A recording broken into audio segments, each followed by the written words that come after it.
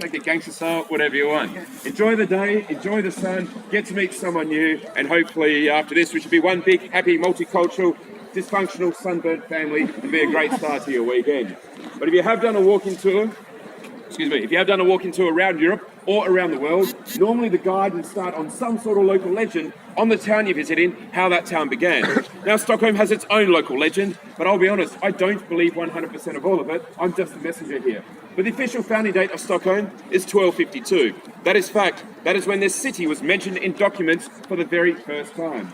Prior to this, there's a town north of here. It still exists today. It is called Sigtuna. Now, Sigtuna used to be rich and powerful, not so much now. But one day when Sigtuna was rich and powerful, it was raided by Estonian pirates. And if your town is ever raided by Estonian pirates, surely you want to hide your gold, your silver, away from their hands. This is what the Sigtunians did. They did this by finding a very large, wide tree. They chopped down the tree, they hollowed out the log, they put the empty log into the water, they filled that tree full of sacks of gold and silver, and the townfolk pushed this log into the water. They swore wherever this log hit land is where they'll set up their next civilization. Now, this is the part of the local legend I don't 100% honestly believe. Right now, in my head, I can picture the townfolk of Sigtuna pushing this heavy log into the water, but the tide bringing it back about 5 meters down to the right. It sort of defeats the purpose. This legend carried on to say that somehow, miraculously, this log winded its way through 45 kilometers of windy riverways and hit the smallest island of Stockholm, we now call Gamlestan. Gamlestan is Swedish for the old town. We call it the old town. Why? Well, it's pretty old. This is how Stockholm began. From this log hit this island. Stock in Swedish means log. Home in Swedish means islet, or a word associated with island. Stock meets home, log meets island. That makes perfect sense. But not only did the population of the Gamlestan grow, the actual size of the island did as well. Modern Sweden likes to recycle as much household rubbish as possible. 1% of rubbish has ended up in landfill since 2011. The recycling methods back in the day, they took the trash, the rubbish, they threw it outside, or simply just threw it in the water. And there are reports, believe it or not, saying that after a while, a big boy of rubbish hugged the coastline, it sunk to the bottom, and then they had foundations to extend their beautiful city on.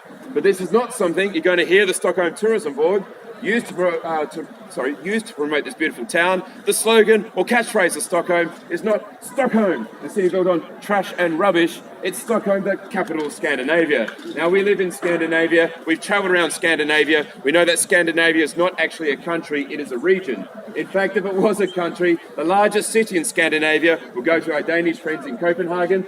But I like to think the Stockholm Tourism Board has put that sentence, the capital of Scandinavia, on all its paraphernalia since 2004, just to annoy those Danish people a little bit.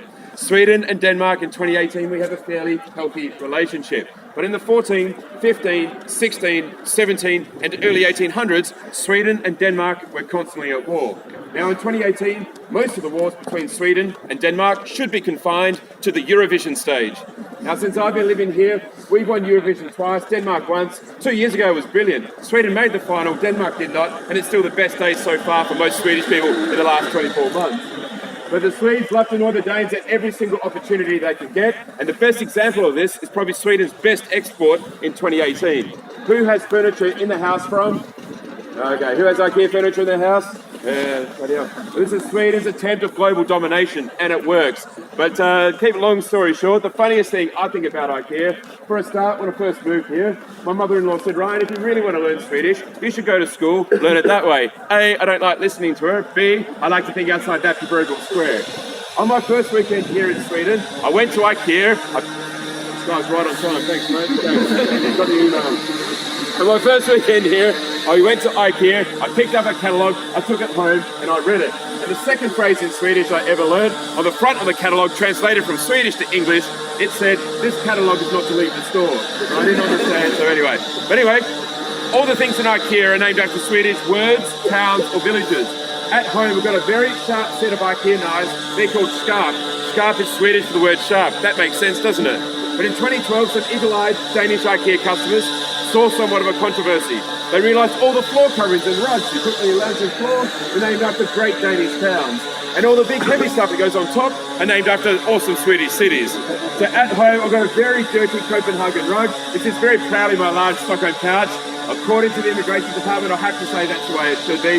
But when you go back to Denmark, don't tell them we still call this the capital of Scandinavia, and don't tell them the Australian tour guide very proudly wipes his bloody feet on the Copenhagen Road.